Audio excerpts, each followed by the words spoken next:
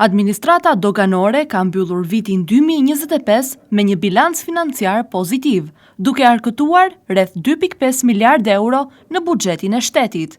Shifra konfirmon një rritje të qëndrueshme të ardhurave dhe vendos një rekord të ri për doganat shqiptare. Në total, gjatë vitit janë mbledhur 239.7 miliard lek ose mbi 10 miliard lek më shumë se një vit më parë. Sipas të dhënave zyrtare, rritja nuk lidhet vetëm me shtimin e importeve, por edhe me forcimin e kontrollit doganor, formalizimin e tregut dhe uljen e hapësirave për kontraband. Pjesën më të madhe të ardhurave kanë gjeneruar mallrat e akcizës, ku karburantet dhe cigaret kanë shënuar nivele të larta zhdoganimi.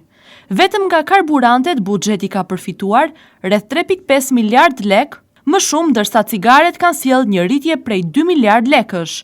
Rritje më modeste por të qëndrueshme ja regjistruar edhe për gazin natyror dhe vajrat lubrifikant. Pozitive ka qenë edhe curia e TVSH-s në import, e cila ka sjellë mbi 4 miliard lek shtesë në arkën e shtetit, kryesisht nga importi i energjisë elektrike, produkteve të naftës dhe materialeve industriale. Edhe taksat doganore kanë ndjekur të njëjtin trend rritës. Megjithatë, ekspertët theksojnë se rezultati mund të kishte qenë edhe më i lartë. Forcimi i lekut ndaj euros dhe dollarit ka zbeur një pjesë të efektit financiar të rritjes së zhdoganimeve.